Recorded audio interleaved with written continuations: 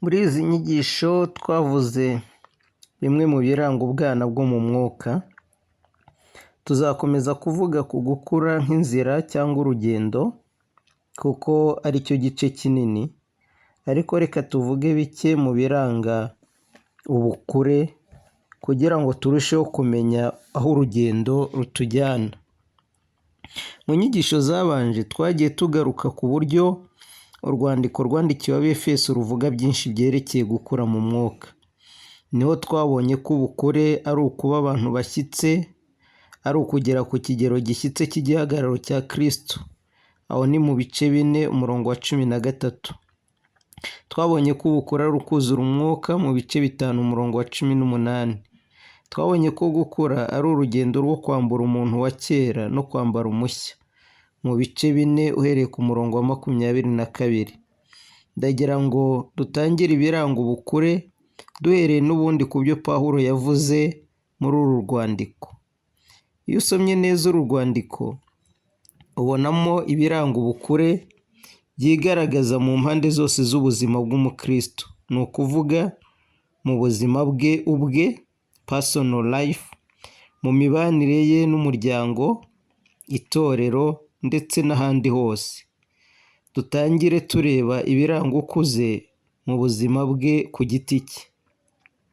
Ukurikije uko Pawulo abivuga mu Befeso ibice 4 umurongo wa 14, ukuze ntajyanwa hirya no hino n'imiyaga yose y'imyigishirize n'uburiganya bw'abantu n'ubwenge bubi n'uburyo bwinshi bwo kuyobya abizera.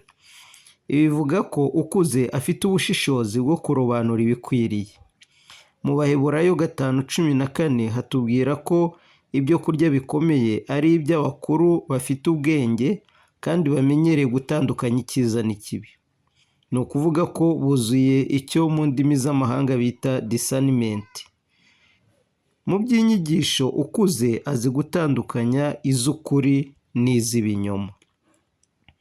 Ikindi kimuranga kivugwa muri iki gice cy'Abefeso cya 4 ku murongo wa 15 ni ukuvuga ukuri mu rukundo.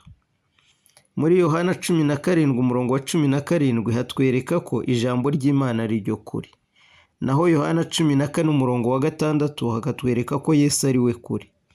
Tuzi kandi ko Yesu ari we jambo ry'Imana. Ibishatse kuvuga ko ukuze mu mwuka yamenye neza Kristo nk'uko ahishurwa n'ijambo ry'Imana. Bityo ibyo avuga bihura n'ibyigishwa n'ijambo ry'Imana kandi akabivugana urukundo.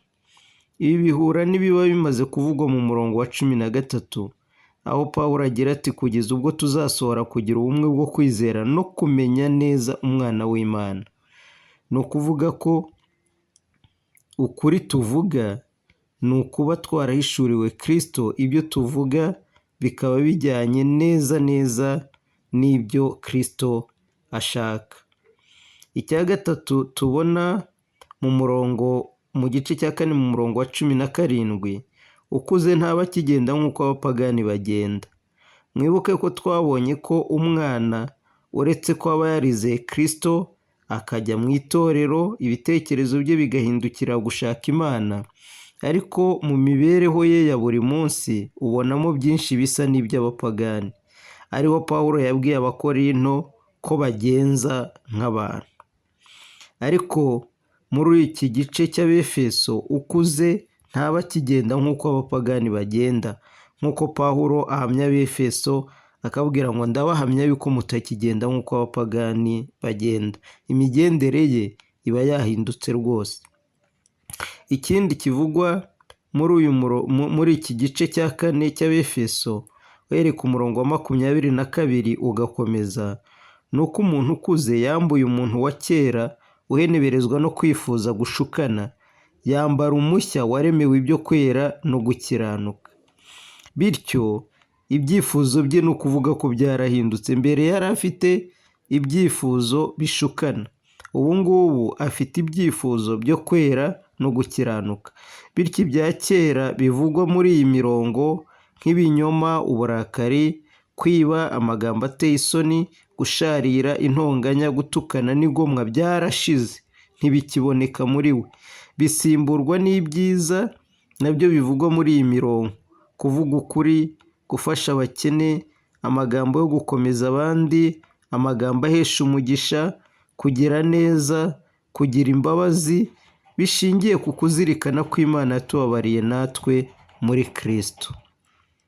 Ndakwifuriza guharanira kubaho ubukristo bugaragaza ibi bimenyetso, butajarajazwa n'inyigisho izo ari zo zose, bumenya neza Yesu akaba ari we kuri tuvuga, buba nta by'abapagani bikigaragara muri ubwo buzima, no kuba wambaye umuntu mushya uhora yezwa kandi akiranuka.